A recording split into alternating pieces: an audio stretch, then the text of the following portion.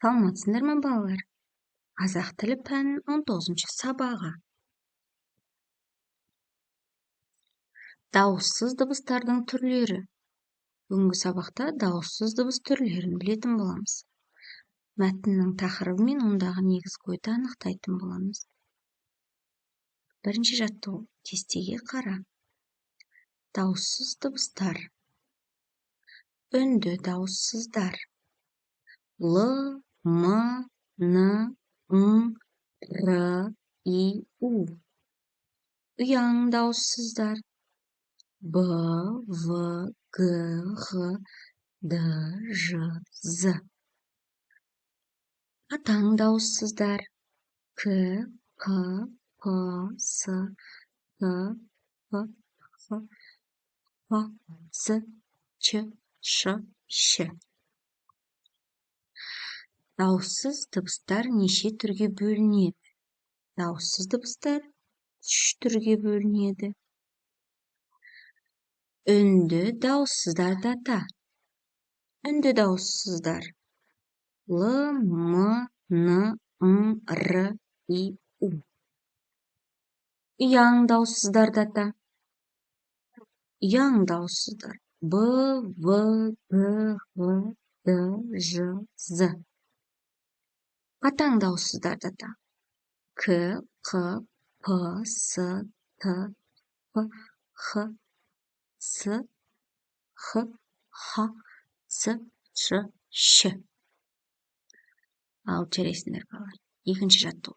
Мәнерлеп оқы. Өлең не туралы? Ең алдымен сөз етем, бірінші ата өз әкем, екіншісі атамыз, үшіншісі арғы ата, төртіншісі бабамыз, бесіншісі түп ата. Қалай тыныш жатамыз? Маған да ата бер бата. Алтыншысы тек ата, жетіншісі ұлы ата. Өтепберген Ақымбекұлы. Өлең жеті ата туралы екен. Жеті атаңды үлкендерден сұрап, біліп алыңдар балалар, иә? Қарамен жазылған сөздерді жатқа жаз. Қарамен жазылған сөздер әкем, атамыз, арғы ата, бабамыз, түп ата, тек ата, ұл ата деген сөздерді кітапты жауып қойып, жатқа жазыңдар балалар. Көркем, қатесіз жазамыз, е?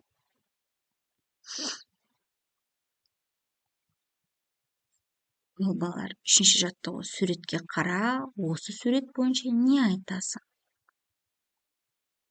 Суретке сүйеніп, өз отбасыңның шежіре ағашын жаса. Суретте шежіре ағашы бейнеленген. Шежіре ағашының түп тамыры атадан басталып, ініден аяқталған. Ал балалар, төртінші жаттығу. Жаңылтпашты жатқа айтып, көркем жаз. Мына балалар неменелерің еді? Немерелерің бе? Шөберелерің бе? Неменелерің бе? Балалар, жаңылтпашты қатесіз, көркем жазамыз. Немере, шөбере сөздеріне дыбыстық талдау жаса дейді. Немере сөзінде 6 әріп, 6 дыбыс бар. Талдап көрейікші кәне. Н үнді дауыссыз дыбыс, Е жіңішке дауысты дыбыс, М үнді дауыссыз дыбыс, Е жіңішке дауысты дыбыс, Р үнді дауыссыз дыбыс, Е жіңішке дауысты дыбыс. Келесі сөз бізде шөбере. Шөбере сөзінде 6 әріп, 6 дыбыс бар. Ш қатаң дауыссыз дыбыс, Өй жіңішке дауысты дыбыс, Б ұяң дауыссыз дыбыс, Е жіңішке дауысты дыбыс, Р үнді дауыссыз дыбыс, Е жіңішке дауысты дыбыс. Ал балалар,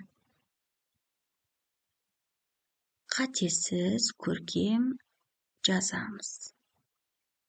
Осымен бүгінгі сабағымыз аяқталды.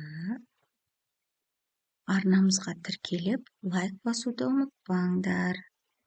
Сау болыңдар, балалар.